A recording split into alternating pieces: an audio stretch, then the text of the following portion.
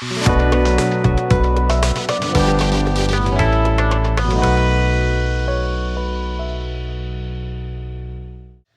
को मेरा नमस्कार। सक्सेस व्यू चैनल के माध्यम से हम आपसे आज जुड़ने जा रहे हैं। जैसा कि कुछ समय पहले हमने सक्सेस व्यू नाम का चैनल बनाया था और आपसे प्रॉमिस किया था कि हम बहुत जल्दी आपके सामने एक पूरी श्रृंखला लेकर आएंगे जनरल स्टडी की। तो आज हम उसकी शुरुआत कर रहे हैं। नया वर्ष आप सबको शुभ हो और जो आपका कमिटमेंट है नए साल में पूरा हो। आपका जो उद्देश्य है, आपका जो गोल है उसे आप अचीव करें। आपका जो एग्जाम्स है उसे आप क्रैक करें, ये मेरी शुभकामनाएं हैं। मैं विजय राजेश सिंह परमार आप सबका अभिवादन करता हूं। चलिए मैं शुरुआत कर देता हूं आज की श्रृंखला की। ये जो श्रृंखला मैं शुरू करने जा रहा हूं ये सभी प्रतियोगी परीक्षाओं को ध्यान में रखकर शुरू की जा रही है। यूं तो ऑनलाइन बहुत सारे प्लेटफॉर्म हैं जहां से बच्चे पढ़ते हैं, पढ़ना भी चाहिए, जहां से भी आपको ज्ञान मिले अर्जित करना चाहिए। इसी कड़ी में हम भी ये प्रयास करने जा रहे हैं कि आपको ऑनलाइन क्लासेस के माध्यम से सटीक सूचनाएं दी जाएं और आपको प्रतियोगी परीक्षाओं में हेल्प की जाए। जैसा कि हम जानते हैं कि कोई भी एग्जाम हम देने जाते हैं तो जनरल स्टडी उसका एक बहुत इंपॉर्टेंट पार्ट होता है और उस जनरल स्टडी का जो सिलेबस है उसको तो अमूमन सभी हम लोग जानते हैं क्या क्या उसमें पढ़ा जाता है। तो जैसे जो टॉपिक रहते हैं, चाहे वो ज्योग्राफी हो, चाहे वो इंडियन हिस्ट्री हो, चाहे वो ज्योग्राफी के अलावा पॉलिटी हो, इकोनॉमिक्स हो, करंट अफेयर्स हो, स्पोर्ट हो, कल्चर हो, ये सारे टॉपिक हैं जो हम जनरल स्टडी के तहत पढ़ते हैं।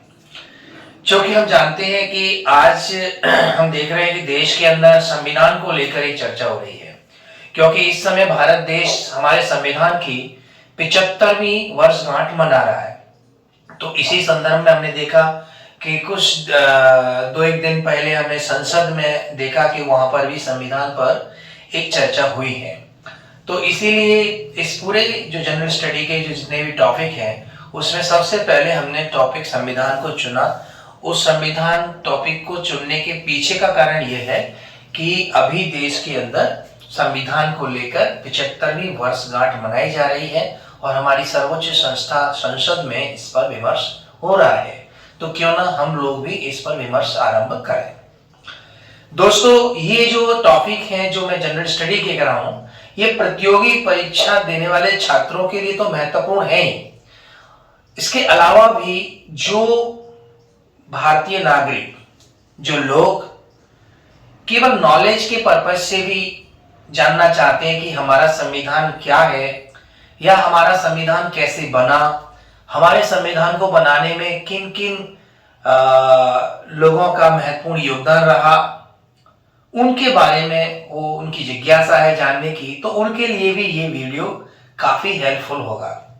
इसीलिए न केवल छात्र बल्कि आम जो लोग हैं, आम जो नागरिक हैं, जिन्हें अपने देश के संविधान को, अपनी देश की संस्कृति को समझने की जिज्ञासा है, उनके मन में भी बहुत सारे प्रश्न हैं, तो उनके लिए भी काफी मददगार साबित होगा। तो जो भी व्यूअर्स हैं उन सबसे मेरा आग्रह है कि अपना दिमाग, दिल, मस्तिष्क खोलकर इस वीडियो को सुने और अपने ज्ञान में ज्ञान बढ़ोतरी करें। जिन्होंने पहले से संविधान के बारे में पढ़ रखा है वो भी इसको सुने और जिन्होंने अभी तक हमारे भारतीय संविधान के बारे में नहीं जाना है और उन्हें जानने की जिज्ञासा है तो उनके लिए काफी महत्वपूर्ण वीडियो हो सकता है। ये वीडियो आज शुरू हो रहा है और अनवरत रूप से ये श्रृंखला हमारी जारी रहेगी। कोशिश करेंगे कि हर एक दिन आपको एक नया वीडियो, एक नए टॉपिक के साथ मिले। तो हम जो भी टॉपिक पढ़ेंगे, मेरा टारगेट यह है कि कोई भी एग्जाम, प्रतियोगी परीक्षा आप दें तो उसमें ये आपका सहायक हो। यानी इसमें कोई किसी विशेष परीक्षा को टारगेट करके वीडियो नहीं है। जितनी भी प्रतियोगी परीक्षाएं हैं और इन प्रतियोगी परीक्षाओं के सिलेबस में अगर ये टॉपिक है, संविधान है, हमारी राज व्यवस्था है, तो निश्चित रूप से आप प्रश्न सॉल्व कर पाएंगे, ऐसी मेरी कोशिश रहेगी। चलिए शुरू कर देते हैं संविधान के बारे में। जैसा कि हम सभी जानते हैं कि भारतीय संविधान दुनिया का सबसे बड़ा लिखित संविधान है। यह संविधान हमारे देश के बड़े महान जो लोग थे उनका कंट्रीब्यूशन है, उनकी मेहनत है, उनका संघर्ष है। जैसा कि हम सब जानते हैं कि हमारे इतिहास में ये बताया गया है कि हमारा देश सदियों से विदेशियों के चुंगल में फंसा रहा, हमारा देश गुलाम रहा। हमारी दास्तां बड़ी लंबी है और जब हम हिस्ट्री की चर्चा करेंगे, जब भी टर्म आएगा और मैं इतिहास सब्जेक्ट पे चर्चा करेंगे तो हम विस्तार से उस विषय पे चर्चा करेंगे कि किस प्रकार से हमारे देश में विदेशियों का शासन रहा है। वो श्रृंखला पूरी रहेगी हिस्ट्री की। फिलहाल यहां पर सिर्फ हम ये जानने की कोशिश करेंगे कि जिस संविधान को लेकर आज पूरे देश में विमर्श है वो संविधान कैसे बना और उस संविधान में क्या क्या है, जो कि इस देश को संचालन करने के लिए हमारी एक बहुत बड़ी पुस्तक, हमारी विधि, हमारा विधान है संविधान। और इसे किस किसने बनाया, किन किन का इसमें महत्वपूर्ण योगदान रहा, चाहे वो बाबा साहब हों या फिर और सदस्य हों, सबकी चर्चा एक एक करके हम इसमें करेंगे। तो सबसे पहले हम किसी भी सब्जेक्ट को पढ़ते हैं तो उसकी हिस्ट्री, उसका बैकग्राउंड जानना बहुत जरूरी होता है, क्योंकि कोई भी बड़ी घटना एकदम से नहीं होती है। कोई भी बड़ी घटना एकदम से नहीं होती है, उसके कुछ कारण रहे होते हैं, कुछ बैकग्राउंड रहा होता है। तो हमारी जो संविधान बनने की जो प्रक्रिया है वो दुनिया की एक बहुत बड़ी घटना है और ये घटना एकदम से घटित नहीं हुई, बल्कि इसका एक हिस्टोरिकल पार्ट है, इसका एक बैकग्राउंड है। हम उस बैकग्राउंड की चर्चा आज करने जा रहे हैं। तो मैं बारी बारी से उस चर्चा करते रहेंगे टॉपिक वाइज, क्योंकि संविधान में भी टॉपिक है, चैप्टर है उनकी। सबसे पहला चैप्टर मैंने लिया है भारतीय संविधान की पृष्ठभूमि, यानी historical background of Indian constitution. हमारे भारतीय संविधान की पृष्ठभूमि, हमारे भारतीय संविधान का क्या इतिहास रहा है। जैसा कि हम जानते हैं कि सन 1600 के आसपास ब्रिटिश ईस्ट इंडिया कंपनी और उसके साथ में बहुत सारी यूरोपीय कंपनी उससे पहले भी हमारे देश में व्यापार करने के लिए आई। और खासकर हम बात करते हैं ईस्ट इंडिया कंपनी की। बाकी बहुत सारी कंपनी, जैसे मैं कह रहा हूं, बहुत सारे लोग आए थे, उनकी चर्चा हम हिस्ट्री में करेंगे। यहां सिर्फ हमारा टारगेट है कि हम इस विषय को जाने, हमारे संविधान की पृष्ठभूमि।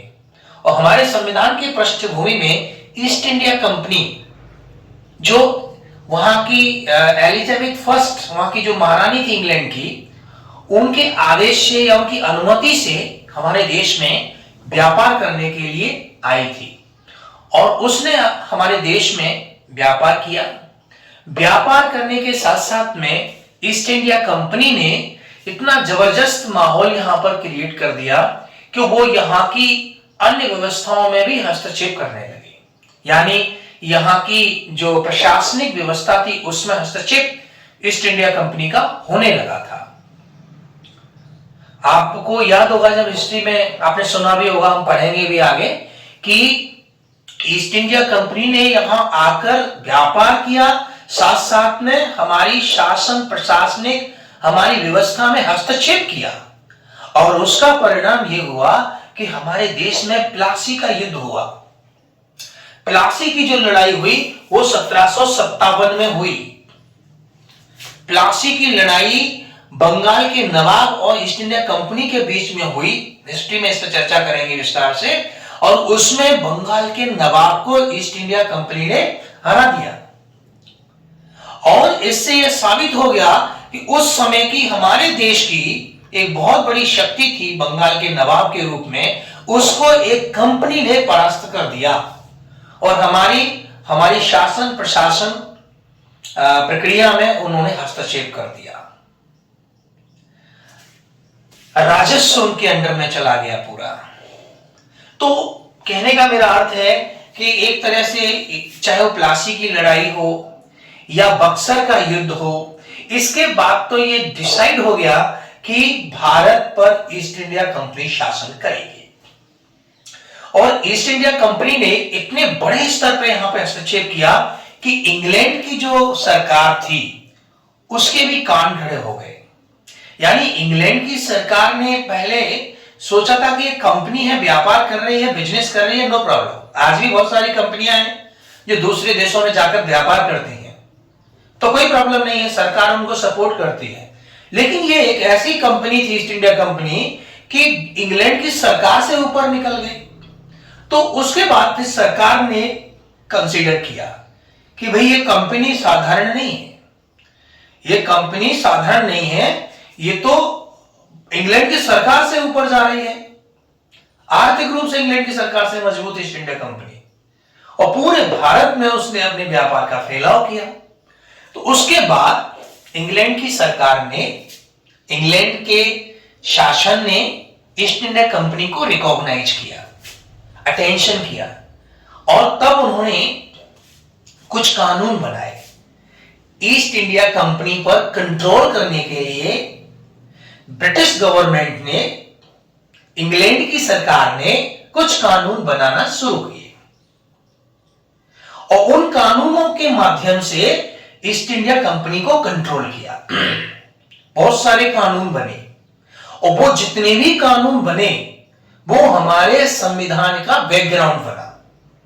इसीलिए हम कहते हैं कि हमारा संविधान विभिन्न देशों के संविधान से, विभिन्न देशों के संविधानों से लिया गया है, और खासकर सबसे ज्यादा पार्ट हमारे संविधान में इंग्लैंड से लिया गया है, क्योंकि इंग्लैंड में कोई लिखित संविधान नहीं है। हमारे संविधान इंग्लैंड में नहीं है, वहां जो भी सरकार आती है अपना नया कानून बनाती है, वही उनका संविधान है। लेकिन इंग्लैंड से हमने बहुत सारा पार्ट लिया है, ये कहा जाता है, वो इसलिए कहा जाता है क्योंकि इंग्लैंड का शासन हमारे यहां रहा है, और ये जो हमारे संविधान के जो बैकग्राउंड शुरू हुआ वो इंग्लैंड की गवर्नमेंट का ईस्ट इंडिया कंपनी पर होल्ड करने के लिए बनाने वाले कानून हमारा बैकग्राउंड बने संविधान का, और धीरे धीरे चीजें होना शुरू हुई और हमारे संविधान की तरफ घटनाक्रम बढ़ता गया। ठीक, हम बात करें तो भारतीय संविधान के पृष्ठभूमि को दो हिस्सों में बांटकर हम पढ़ते हैं। पहला है कंपनी का शासन, हमारे भारत में कंपनी का शासन और उसका पीरियड कितना रहा है वो, और दूसरा हमारा भाग है ब्रिटिश क्राउन का शासन। हमारे भारत में ब्रिटिश क्राउन यानी ब्रिटिश के जो राजा महाराजा हैं, ब्रिटिश के क्राउन है, महारानी है, उनका शासन हमारे भारत में रहा है। उसका पीरियड रहा है 1858 से 1947। यानी हम अपने संविधान की पृष्ठभूमि को दो हिस्सों में बांटकर पढ़ सकते हैं। पहला पार्ट है हमारा कंपनी का शासन और दूसरा पार्ट है हमारा ब्रिटिश क्राउन का शासन। ये जो कंपनी का शासन है वो 1773 से 1858 तक रहा और फिर 1858 से 1947 के बीच में ब्रिटिश क्राउन का शासन रहा। इस चैप्टर के बाद में हमारा दूसरा जो चैप्टर होगा वो संविधान का निर्माण होगा। जो वर्तमान संविधान हम जैसे पढ़ते हैं उसका निर्माण हम किस में चर्चा करेंगे, ये दूसरा हमारा पार्ट होगा। पहले पार्ट में सिर्फ हम इस पर डिस्कस करेंगे। जैसा कि मैंने समय को ध्यान में रखते हुए पहले ही नोट आउट कर दिया है, आप लोग भी इसे नोट कर सकते हैं, अपनी नोट कॉपी रखिएगा। तो सबसे पहले हम चर्चा करेंगे कि कंपनी का शासन भारत में कैसे रहा और क्या क्या नए नए कानून आए, क्या क्या प्रोग्रेस हुई और कैसे उन्होंने हमारे देश को रेगुलेट किया ईस्ट इंडिया कंपनी ने। तो सबसे पहले इसी क्रम में सबसे पहला एक कानून बन के आया 1773 रेगुलेटिंग एक्ट, 1773 का रेगुलेटिंग एक्ट। यानी ये इंग्लैंड की सरकार जो थी, ब्रिटिश गवर्नमेंट जो थी, उसने ईस्ट इंडिया कंपनी पर कंट्रोल करने के लिए एक कानून बनाया और उस कानून का नाम था 1773 का रेगुलेटिंग एक्ट। यानी ईस्ट इंडिया कंपनी को रेगुलेट करने के लिए यह कानून बनकर आया हमारे भारत में। अब हम उसके बाद में 1784 का पिट्स इंडिया एक्ट आया, उसके बाद में 1833 का चार्टर अधिनियम आया, उसके बाद 1853 का चार्टर अधिनियम आया। बीच में कानून और भी आते रहे, लेकिन समझने की दृष्टि से, पढ़ने की दृष्टि से बेसिक रूप से जो इंपॉर्टेंट कानून है जिन्होंने हमारे संविधान की पृष्ठभूमि को तैयार किया, उनमें इन 4 कानूनों की, इसके तहत, इस पाठ के तहत इन 4 कानूनों की हम लोग चर्चा करेंगे, इन्हें समझने का प्रयास करेंगे। सबसे पहले हम बात करते हैं 1773 का रेगुलेटिंग एक्ट। 1773 का रेगुलेटिंग एक्ट है, इसकी क्या विशेषताएं थी? इनकी विशेषताओं को जानने के लिए हम बात करेंगे। सबसे पहले क्या होता था, इस कानून के बनने से पहले हमारे देश में बेसिक रूप से कलकत्ता, मद्रास और बंबई, कलकत्ता, मद्रास और मुंबई, ये बहुत बड़े हब थे ईस्ट इंडिया कंपनी के व्यापार के लिए, और यहां पर गवर्नर हुआ करते थे। बंगाल का गवर्नर हुआ करता था, मुंबई का गवर्नर हुआ करता था, गवर्निंग बॉडी होती थी उनकी, और गवर्नर होते थे। तो यहां सबसे पहले क्या हुआ, 1773 के रेगुलेटिंग एक्ट में बंगाल के गवर्नर को भारत का गवर्नर जनरल कहा जाने लगा। यानी बंगाल का जो गवर्नर है उसको बहुत इंपॉर्टेंस दिया गया, क्योंकि बंगाल में ही इनका बहुत बड़ा हाव था ईस्ट इंडिया कंपनी का। तो सबसे पहले इस पहला पॉइंट क्या है, 1773 के रेगुलेटिंग एक्ट के अकॉर्डिंग हमने क्या किया, बंगाल के जो गवर्नर थे उनको गवर्नर जनरल का नाम दिया, और मद्रास और बंबई के जो गवर्नर थे वो इसके अंडर में आ गए।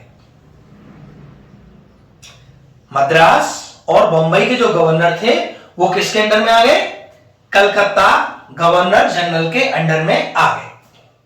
तो पहला परिवर्तन ये हुआ कि जो गवर्नर थे कलकत्ता के, उन्हें गवर्नर जनरल कहा जाने लगा, और सबसे पहले गवर्नर जनरल बने थे वारेन हेस्टिंग्स। याद रखना है, सबसे पहले कलकत्ता के जो गवर्नर जनरल बने थे उनका नाम था वारेन हेस्टिंग्स, और इससे इनका कद बहुत बढ़ गया, क्योंकि 2 गवर्नर इनके अंडर में आ गए, एक मुंबई और दूसरे मद्रास। तो पहली विशेषता है रेगुलेटिंग एक्ट 1773 की, कि कलकत्ता का जो गवर्नर था उसको गवर्नर जनरल ऑफ इंडिया कहा जाने लगा। दूसरी इसकी विशेषता थी, कलकत्ता में 1774 में भारत का पहला सर्वोच्च न्यायालय बनाया गया। यह हमारे देश के लिए एक नया विषय था, क्योंकि इससे पहले देश में सर्वोच्च न्यायालय जैसी व्यवस्था नहीं थी। लेकिन इस एक्ट के माध्यम से हमारे देश में क्या बना, एक सर्वोच्च न्यायालय बनाया गया, यानी सुप्रीम कोर्ट ऑफ इंडिया बनाया गया कलकत्ता के अंदर। तो ये रेगुलेटिंग एक्ट की दूसरी हमारी व्यवस्था थी। दूसरी हम बात करिएगा कि जो सुप्रीम कोर्ट जो बना वो कितना था, 1+3, यानी उसमें एक चीफ जस्टिस ऑफ इंडिया और 3 उसके जज और होते थे, यानी 4 सदस्यीय सुप्रीम कोर्ट का गठन किया गया था 1773 के रेगुलेटिंग एक्ट के माध्यम से। इसके अलावा ब्रिटिश सरकार ने इस कानून से केंद्रीय प्रशासन का होल्ड जिसे कह सकते हैं, केंद्रीय शासन की शुरुआत कर दी थी, और उन्होंने यानी ब्रिटिश गवर्नमेंट ने ईस्ट इंडिया कंपनी पर नियंत्रण रखने के लिए एक उन्होंने बनाया था कोर्ट ऑफ डायरेक्टर, कुछ मेंबरों का समूह जो ईस्ट इंडिया कंपनी को कंट्रोल करता था, रेगुलेट करता था। तो इस प्रकार से 1773 का जो रेगुलेटिंग एक्ट है उसकी खास बातें मैंने आपको बताई थी। तीसरा एक और था कि इस कानून के बाद ईस्ट इंडिया कंपनी के जो कर्मचारी थे उन पर यह प्रतिबंध लगाया गया कि आप अपना कोई निजी व्यापार नहीं करेंगे। आप ईस्ट इंडिया कंपनी कर्मचारी हैं तो आप ईस्ट इंडिया कंपनी के लिए काम करेंगे, आप अपना कोई निजी व्यापार नहीं करेंगे, आप किसी अन्य व्यक्ति से उपहार नहीं लेंगे, गिफ्ट नहीं लेंगे, या आप घूस नहीं लेंगे, रिश्वत नहीं लेंगे। ये सारे प्रतिबंध लगाए गए थे 1773 के रेगुलेटिंग एक्ट से।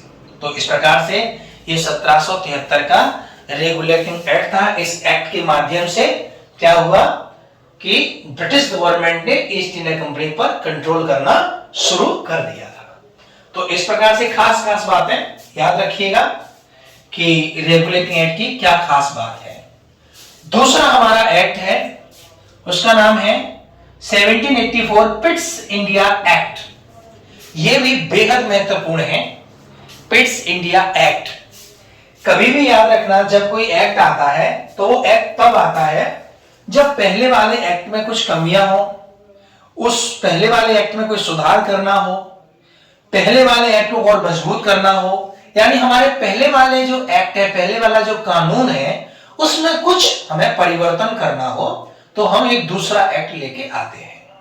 और ये चूंकि सतत प्रक्रिया है, आते ही रहते हैं, आने ही चाहिए, क्योंकि समय बदलता है, लोग बदलते हैं, परिस्थितियां बदलती हैं, रिक्वायरमेंट चेंज होती है, और रिक्वायरमेंट के अकॉर्डिंग हमारा कानून होना भी चाहिए, क्योंकि कानून जो होते हैं वो लोगों की सुविधा के लिए होते हैं। तो जिन कानूनों से लोगों को असुविधा हो रही है, उन कानूनों को हम परिवर्तित कर दें और सहूलियत दें लोगों के लिए उसे अच्छा बनाए। तो निश्चित रूप से इस एक्ट में कुछ कमी रही होगी। तो उसके बाद कौन सा एक्ट आया है? 1784 का पिट्स इंडिया एक्ट। पिट्स एक व्यक्ति का नाम है जो इसको लेकर आए थे। पिट्स इंडिया एक्ट कहां पर लेके आए? ये कानून बनकर आए इंग्लैंड की पार्लियामेंट में। और इंग्लैंड की पार्लियामेंट मतलब लोकतंत्र प्रक्रिया से चुनी हुई सरकार है। यानी कहीं ना कहीं भारत में भले हम गुलाम हैं, भले ही भारत में ईस्ट इंडिया कंपनी का शासन है, लेकिन यहां पर जो कानून उस कंपनी को रेगुलेट कर रहे हैं वो कानून लोकतांत्रिक तरीके से चुनी हुई इंग्लैंड की सरकार, इंग्लैंड की संसद में बनाए जा रहे हैं। इसीलिए हम कह सकते हैं कि डेमोक्रेसी का थोड़ा सा पुट हमारे देश में भी हमारी समझ में आने लगा था, हमारे देश की राजनीति में आने लगा था। और यही तो हमारी प्रक्रिया है संविधान बनने की। यहीं से हमारे पूर्वज सीखना शुरू किया कि भाई लोकतंत्र में किस प्रकार से पार्लियामेंट चलती है, लोकतंत्र में किस प्रकार से पार्लियामेंट के अंदर कानून डिस्कस होते हैं, किस प्रकार से कानून बनते हैं, और किस प्रकार से कंपनी को एक कानून के द्वारा, कंपनी के शासन को कानून के द्वारा कैसे रेगुलेट किया जाता है, वो हम यहां से सीख रहे हैं। तो दूसरा एक्ट आया 1784 का पिट्स इंडिया एक्ट। और इस एक्ट की दो बेहद महत्वपूर्ण बातें हैं। पिट्स इंडिया एक्ट की दो महत्वपूर्ण बातें हैं। पहली बार भारत में कंपनी का जो क्षेत्र था उस क्षेत्र को ब्रिटिश गवर्नमेंट का क्षेत्र घोषित कर दिया गया। यानी ईस्ट इंडिया कंपनी का जो क्षेत्र अधिकार था, बिल्कुल एक छत्र राज था हमारे देश में, अब यह कह दिया कि वो ईस्ट इंडिया कंपनी का नहीं है। जिस क्षेत्र में ईस्ट इंडिया कंपनी बिजनेस करती है वो क्षेत्र, वो एरिया किसका माना जाएगा? वो ब्रिटिश सरकार का माना जाएगा, यानी ब्रिटिश आधिपत्य का क्षेत्र माना जाएगा। तो ये एक बेहद महत्वपूर्ण बात है। अक्सर ये प्रश्न पूछा जाता है कि बताइए वो कौन सा कानून है जिस कानून के तहत ईस्ट इंडिया कंपनी के क्षेत्र को ब्रिटिश आधिपत्य वाला क्षेत्र घोषित कर दिया गया? तो आपका आंसर होगा Pitt's India act. Pitt's India act कब आया था? 1784 में। और इस एक्ट के तहत ब्रिटिश सरकार का कंपनी पर पूरी तरह से नियंत्रण हो गया, पूरी तरह से नियंत्रण हो गया। तो ये खास बात है पिट्स इंडिया एक्ट। अब ईस्ट इंडिया कंपनी स्वतंत्र नहीं थी, अब उस कंपनी पर अधिकार किसका हो गया? ब्रिटिश सरकार का हो गया, ब्रिटिश गवर्नमेंट का होल्ड हो गया। तो पिट्स इंडिया एक्ट से दो बातें बेहद महत्वपूर्ण निकल के आई हैं। पहली बार भारत में जो कंपनी का अधिकार क्षेत्र था वो अब ब्रिटिश आधिपत्य वाला क्षेत्र हो गया। दूसरा, इस एक्ट के द्वारा कंपनी पर ब्रिटिश गवर्नमेंट का पूरा आधिपत्य हो गया, पूरा कंट्रोल हो गया। ठीक है, तो ये दो एक्ट हमारे हो गए, समझ लिया। पहला है हमारा 1773 का रेगुलेटिंग एक्ट। दूसरा हमारा क्या हो गया, 1784 का पिट्स इंडिया एक्ट। तीसरा हमारा है 1833 का चार्टर अधिनियम। चार्टर अधिनियम यह भी काफी महत्वपूर्ण है। इस चार्टर एक्ट के द्वारा यानी 1833 का जो चार्टर एक्ट है, इसके माध्यम से एक बेहद महत्वपूर्ण बात सामने आई है, और वो ये है कि भारत में केंद्रीयकरण की दिशा में, भारत में सेंट्रलाइजेशन की दिशा में ये एक बहुत बड़ा कदम था। यानी सेंट्रलाइजेशन का मतलब होता है कि जितना भी पावर है शासन का, वो किसी एक बॉडी में चला जाना, सेंट्रलाइज हो जाना। जैसे आज हम बात करते हैं लोकतंत्र में डिसेंट्रलाइजेशन की, कि एक पावर सेंट्रल गवर्नमेंट के पास है तो कुछ पावर स्टेट गवर्नमेंट के पास भी होना चाहिए। लेकिन इस एक्ट के माध्यम से क्या हुआ, इस एक्ट के माध्यम से कानून का केंद्रीयकरण हो गया। यानी अब पूरा का पूरा कानून किसके हाथ में आ गया, ब्रिटिश गवर्नमेंट के हाथ में। और इसमें बंगाल का जो गवर्नर जनरल था, बंगाल का जो गवर्नर जनरल था, वो गवर्नर जनरल जो था वो मेन हो गया, पूरे भारत का गवर्नर जनरल हो गया। भारत का गवर्नर जनरल हो गया था कौन, बंगाल का गवर्नर जनरल। पहले हमने देखा मद्रास का गवर्नर, बंबई का गवर्नर, कलकत्ता का गवर्नर जनरल बना दिया गया, और उनका होल्ड हो गया मद्रास मुंबई पर, कलकत्ता के गवर्नर जनरल का। लेकिन इस चार्टर एक्ट से क्या हुआ, बंगाल का जो गवर्नर जनरल था, अब उसका पूरी तरह से होल्ड तो हुई था ही पहले से, और होल्ड मजबूत हो गया, और उसे पूरे भारत का, अब पूरे भारत का, न केवल बंगाल का, न केवल मद्रास का, बल्कि जितनी भी प्रेसिडेंसी थी उन सबका मालिक बना दिया था गवर्नर जनरल ऑफ इंडिया को। किस एक्ट के माध्यम से, 1833 के चार्टर एक्ट के माध्यम से ये काम हमने किया। और आप लोग जानते हैं कि इसी 1833 के चार्टर अधिनियम से जो गवर्नर जनरल ऑफ इंडिया बने, वो उनका नाम था विलियम बेटिंग। क्या नाम था, विलियम बेटिंग। याद रखना है अपन को, विलियम बेटिंग। ये बेहद महत्वपूर्ण नाम है। भारत के पहले गवर्नर जनरल बने, उनका नाम था विलियम बेटिंग। किस कानून के तहत उनको बनाया गया, तो आपका आंसर हो जाएगा, क्या हो जाएगा आपका आंसर, 1833 का चार्टर एक्ट। 1833 का चार्टर एक्ट है, जिससे विलियम बेटिंग को भारत का प्रथम गवर्नर जनरल घोषित कर दिया गया। दूसरा यह है कि हमारे भारत में मिस्टर विलियम बेटिंग के द्वारा एक कोशिश की गई सिविल सेवकों की भर्ती हो, सिविल सेवक परीक्षा की भर्ती हो, परीक्षा हो, सिविल सेवक परीक्षा हो, लोगों को भर्ती उसमें किया जाए, इसमें भारतीयों को भी मौका दिया जाए। यह प्रयास इस एक्ट के द्वारा किया गया था, लेकिन वो प्रयास सफल नहीं हो पाया, क्योंकि विरोध हो गया था बोर्ड के द्वारा। जो कि बोर्ड हम बात किए थे पहले, आपका कोर्ट ऑफ डायरेक्टर्स और उसकी जगह बोर्ड ऑफ कंट्रोल बनाया गया था। तो बोर्ड ऑफ कंट्रोल के द्वारा इसका विरोध किया गया था, तो उस समय ये बन नहीं पाया था। ठीक है, उसके बाद तो इसकी ये दो महत्वपूर्ण बातें हैं 1833 का चार्टर एक्ट। इसकी सबसे खास और महत्वपूर्ण बातें हैं कि इस एक्ट के द्वारा बंगाल, यानी कलकत्ता बंगाल एक ही बात है, बंगाल के जो गवर्नर जनरल थे उनको भारत का गवर्नर जनरल कहा गया।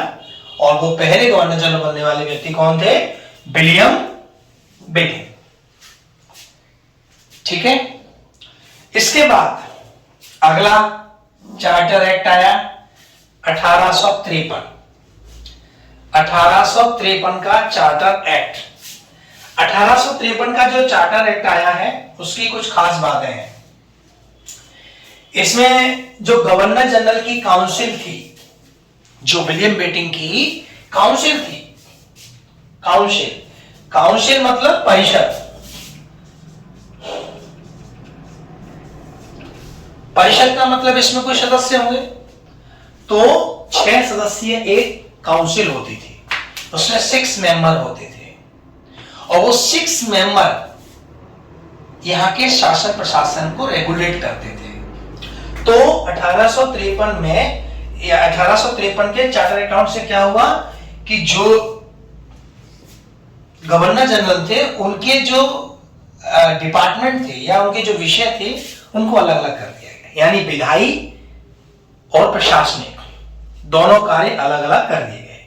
विधायी कार्य क्या होता है, जिसमें कि विधि बनाई जाती है, उसे विधायी। जैसे आजकल हमारे भारत में विधायिका जो होती है, संसद जो होती है, उसका काम होता है देश के लिए विधि बनाना, कानून बनाना, और दूसरा उस विधि को, उस कानून को देश में लागू करवाना, वो प्रशासनिक काम होता है। तो हमारे जो प्रशासनिक अधिकारी होते हैं, जिसमें आईएएस आते हैं, आईपीएस आते हैं, हमारे सचिव आते हैं, सारे लोग आते हैं, पूरी बॉडी होती है, ये प्रशासनिक लोग हैं। तो इस एक्ट के माध्यम से क्या किया हमने, विधायी और प्रशासनिक कार्यों का वर्गीकरण कर दिया, यानी विधायी कार्य अलग होंगे और प्रशासनिक कार्य अलग लोग करेंगे। तो इसमें जो परिषद थी, यानी इसे बोलेंगे गवर्नर जनरल की परिषद, काउंसिल, उसमें 6 मेंबर थे और 6 मेंबर में से 4 जो मेंबर थे वो हमारे देश के होते थे। ये एक बड़ा परिवर्तन है, क्योंकि इससे पहले हमारे भारतीयों को कहीं पूछा नहीं जा रहा था, कहीं कोई एंट्री नहीं हो रही थी, लेकिन थोड़ी ही सही, लेकिन यहां पर एंट्री हुई। और काउंसिल में 4 जो सदस्य थे वो चुनकर आते थे, कहां से, वो आते थे आपके बंगाल से, मद्रास से, बंबई से और आगरा से। ठीक है, इस 4 जगह से 4 सदस्य आते थे और 2 उनके सदस्य रहते थे ब्रिटिश। तो इस प्रकार से 6 सदस्यीय गवर्नर जनरल की काउंसिल थी जो विधायी कार्य करती थी, यानी आप भी कह सकते हैं कि एक विधानसभा जैसे होती है ना, जो संसद जैसे होती है, जो कानून बनाती है, विधायिका जो काम करती है, वैसे ही कुछ ये काउंसिल काम करती थी। यानी देश के लिए कानून बनाने वाली एक परिषद का निर्माण हुआ है विधायी काम करने के लिए। वो 6 सदस्यीय परिषद थी और जिसकी अध्यक्षता कौन करते थे, गवर्नर जनरल ऑफ इंडिया। तो इस 1853 का खास महत्वपूर्ण बात यह है। दूसरा, सिविल सेवा बहुत इंपॉर्टेंट है। जैसे मैंने कहा कि इस वाले एक्ट में सिविल सेवा की शुरुआत करने का प्रयास किया गया, लेकिन सिविल सेवा का प्रारंभ हो नहीं पाया।